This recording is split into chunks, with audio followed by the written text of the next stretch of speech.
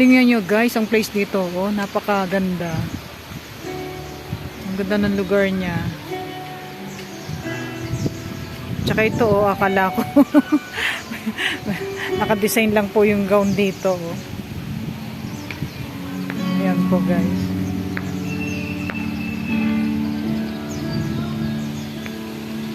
Ganda dito guys, oh. Ang laki, ang lawak ng lugar.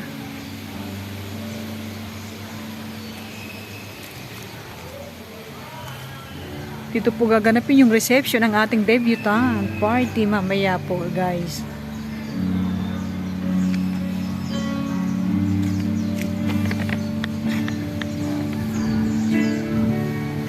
Parang amoy bulaklak. Di ba?